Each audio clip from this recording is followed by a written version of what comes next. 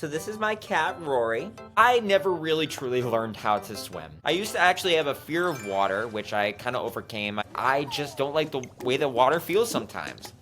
Well, if you don't like water, you have water phobia, aquaphobia, or whatever the heck it's called, this would not work for you, because today in this podcast, we are going to be talking about one of the new features of the small town life in the game that I've created called Animal Crossing Small Town Big City. We've been creating content about Animal Crossing Small Town Big City for a couple months now, and I just want to bring this document that I created. It's a conglomeration of all of my ideas, and I want you to feel the excitement that I feel of what Animal Crossing for the Switch 2 could be. Episode 3 is here, and we're going to be talking about the town landmarks today that are located in your small town. There's a lot of new stuff to see and to do. Now, I want to start with this. There was a supposed leak that Weedle posted a long time ago about this brainstorming session that Nintendo had, and one of the things that they said was it was going to be a game all about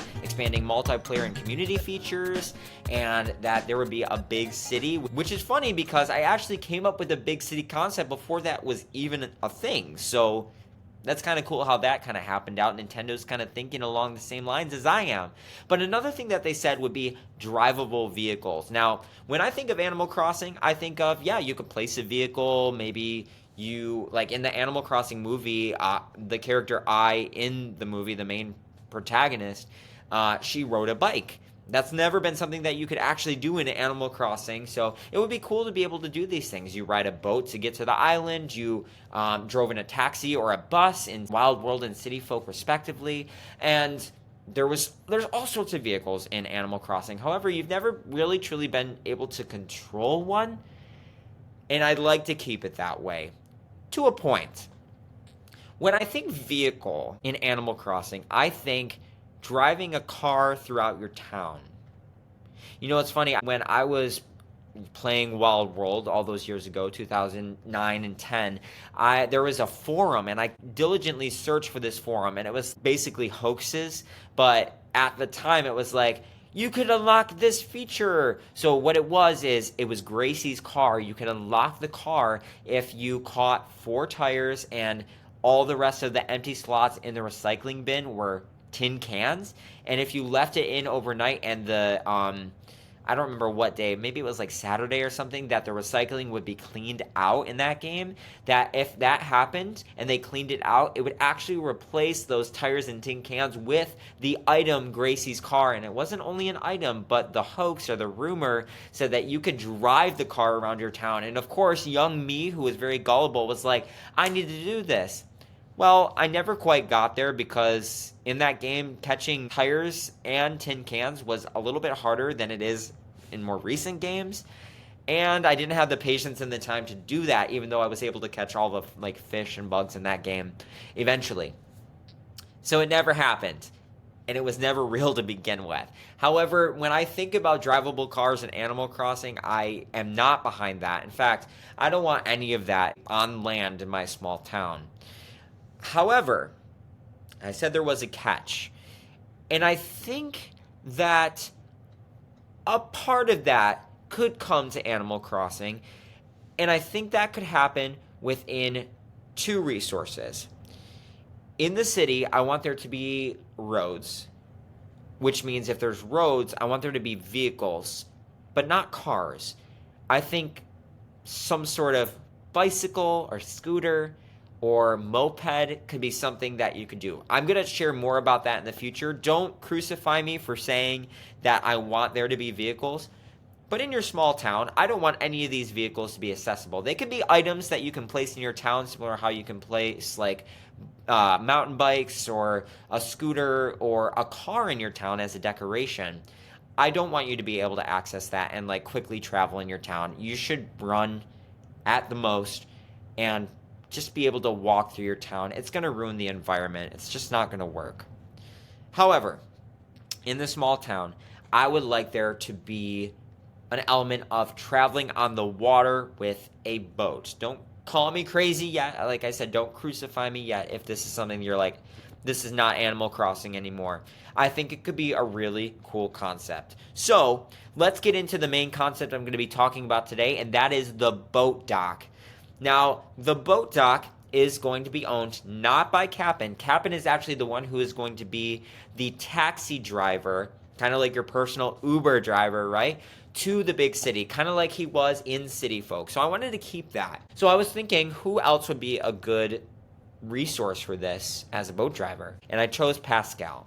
Or Pascal. And the reason I chose him is because I thought it would be really cool that instead of just paying with bells, he would accept scallops as a term to a free ride. In the past, I've kind of referenced that you can access this document in the show notes and in the description, so make sure you check out that immediately if you're listening or watching this. You can click on it now and follow along with me, and it'll include exclusive information that I will not be sharing on this podcast so that you intentionally check it out. I think it will be worth your time.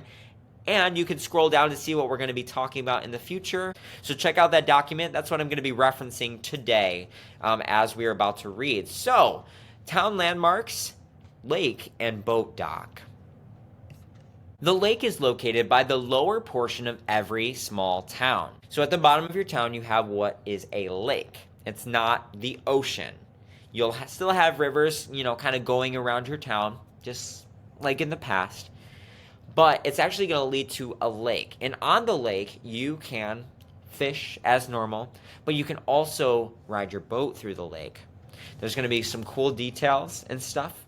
You can fish, but you can also dive in the lake and find rare lake creatures or rare lake fossils.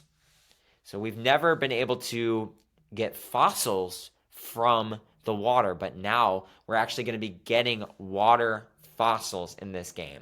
So the dock is located at random at the bottom of your town by the lake. This shop can actually be moved to any edge of the lake water at any time after you unlock that feature. That will be way later in the game. So you can move your dock as well. The dock is the centerpiece for lake/water special events and events that happen in the sky, aka like fireworks, petals or leaves falling, will be reflected onto the water, so you can see them on the water. Very similar to how they were in Animal Crossing on the GameCube. In fact, the only way that you could see the fireworks in that game was on the reflection of the water. It was like kind of like a top-down sort of perspective of the camera. All right, moving on. A small shack is attached to the dock. Inside is Pascal, a seafaring adventurer who offers a boat service with rowboat rentals. These are available anytime for a meager fee of 2,000 bells or 1 scallop shell. So, a rowboat. This is very similar to the boat that you can row in Minecraft. You have access, you could get in the boat and then you could row in a circle, and it doesn't go super fast, but it is a faster way of travel. That will be available right off the bat. You can travel that at any time unless there's like special, like severe weather happening, and then that will forbid you not to be able to go out just because it's not seafaring conditions, if that makes sense. Okay, so there are also some other default boat options to choose from, including wooden rowboats, canoes, and kayaks. So there's 3 types of boats that you can get from default. We got your standard wooden rowboat with the oars. We have the canoes with a single oar, or kayaks with the single kind of like double oar. I actually just recently went on a kayak for the first time. It was a crazy experience, but I would highly recommend it if you have never done that. Super cool, even for a guy who doesn't like water very much. So, not only are there default boats, but there are unlockable boat options that will actually allow you not only to be the only one on the boat, but for you to captain a boat for multiple people. So, I am not going to share what those are. Check those out on the document and see for yourself exactly what will be unlockable. All right, moving on. So you got like normal colored water, and then you get into what I call the vast ocean. And there's a change in water color. It's like a darker water, and that signifies you're leaving lake territory, and now you're moving into what would typically be located at the bottom of your town or just surrounding your town, depending on what game it is, and that would be the ocean. And this is where you can catch your ocean fish, but there's so much more. And let me just clarify something really quick, because I know this can probably sound a lot and very overwhelming. So let me say this. If you have a diving suit, so like a swimsuit that allows you to dive in the water, you are able to dive in the lake at any time. You don't have to go in a boat for that. You can dive anytime for those lake fossils or to catch those lake fish by, diving down and catching them with your hands. However, there's that darker water that splits the lake to the ocean. You're not allowed to swim in that ocean unless you have access to a boat. So once you have access to the boat, you kind of go out to the ocean and then you can dive off the boat and get into the water. So there is going to be a barrier that separates you from the lake to the ocean. And the ocean is just way too deep without the proper equipment. So I imagine that Pascal will give you some sort of life vest just to make sure that you're safe and that you don't drown in the water. So once you talk to him and he offers you his boat service, then you can access the ocean in diving and you can fish on the boat as well. So to captain these specific boat vessels and travel on the waters of the lake that meets out to the vast ocean, you will be given the option to have a training from Pascal where he will swim alongside of you and give you tips. Or if you're already a pro, you can jump right in. However, lessons are mandatory, and this may be a spoiler, but a motorboat without having some lessons first. He's got to make sure that you're responsible and that you have your boating license, just like in real life, right? Okay. Once on a boat, this is what you can do. You can row in all directions, explore the vast ocean, travel within the boundaries of the lake and the ocean, not in rivers. You can't swim up a river or ride a boat into a river in your town. So you can't go through the river in your town and come back. You can't go on a boat in the land. You can jump off onto the land, or you can't go up a waterfall either. I think this stuff just totally makes sense. You can stop the boat, move around on the boat freely as a vessel, and you can fish on the boat. You can dive off the boat into the water, and you can climb back into the boat from the water. But that's not all. This vast ocean is not just a place to fish. This offers what I call mini islands. So this is a callback to New Horizons. Islands that can appear are set and randomized at the start of every save file. And so when you start the game, these islands that can appear, although they won't appear on your map, will be set for you, and you get to set out and find them. Certain islands will be accessible at certain times, and this is determined by one thing: moon and seasonal phases. It's very similar to our Earth, how we have, low tide and high tide. And so these islands will only be accessible during certain times. And so when you head out on the vast ocean, when you start your game up, you may not be able to access the same island as you would as another time that you play, just because of where the moon is at in the sky. So I think that's such a cool feature where there only certain things are accessible through certain times as you travel out. So it's not like you're just going out to the island and you keep visiting the same one over and over again. Sometimes when you go out to that one, it may not be accessible to you.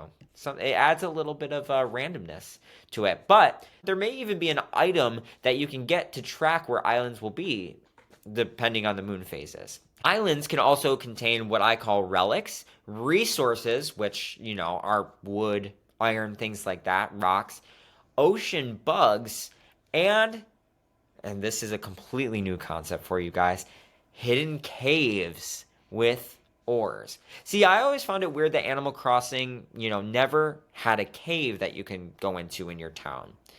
And, it kind of makes sense because they're Stardew Valley, for example, was a peaceful, cozy game, but it also had fighting elements to it. You would use your sword. You had the dungeons in the game. Obviously, Animal Crossing has made it very clear that there will be no fighting in the game and that dungeons are just never going to be a thing. In fact, that's what the game was supposed to be, but they completely pivoted and became the loving series that we love today. I'm glad that they are what they are and that there's no violence in the game, unless you count tarantulas and scorpions. So we will be adding caves with ores and different collectibles to access in this game as well.